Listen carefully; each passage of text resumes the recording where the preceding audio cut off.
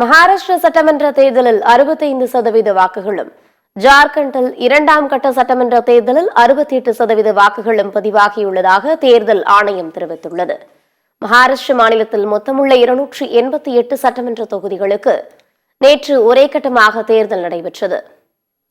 இதேபோன்று ஜார்க்கண்ட் மாநிலத்தில் 38 தொகுதிகளுக்கு நேற்று 2ஆம் கட்டமாக தேர்தல் நடத்தப்பட்டு வாக்குப்பதிவு நடைபெற்றது. காலை 7 மணிக்கு தொடங்கி மாலை 6 மணி வரை வாக்குப்பதிவு நடைபெற்றது. மும்பையில் அரசியல் தலைவர்கள், சினிமா பிரபலங்கள் என பலரும் ஆர்வத்துடன் வாக்களித்தனர். இதேபோன்று 4 மாநிலங்களில் உள்ள 15 சட்டமன்ற தொகுதிகளில் அமைதியான முறையில் இடைத்தேர்தல் வாக்குப்பதிவு நடைபெற்றது.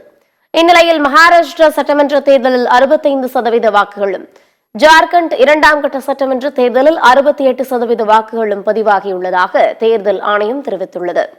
இந்நிலையில் தேர்தலில் பதிவான வாக்குகள் வரும் 23ஆம் தேதி எண்ணப்பட்டு முடிவுகள் அறிவிக்கப்பட உள்ளன. மகாராஷ்டிராவில் வாக்குப்பதிவு முடிந்து மின்னணு வாக்குப்பதிவு இயந்திரங்கள் அனைத்தும் வாக்கு எண்ணும் மையங்களுக்கு கொண்டு செல்லப்பட்டது. அப்போது நாக்பூரில் வாக்குப்பதிவு இயந்திரம் கொண்டு செல்லப்பட்ட தேர்தல் அதிகாரியின் வாகனம் மீது தாக்குதல் நடத்தப்பட்டுள்ளது. அடையாளம் தெரியாத நபர்கள் காரின் கண்ணாடிகளை உடைத்து தாக்குதல் நடத்தியதாக காவலர்கள் தெரிவித்துள்ளனர். இதனிடையே அகல்யா நகர் பகுதியில் கல்வீச்சு சம்பவங்களும் நடைபெற்றுள்ளது.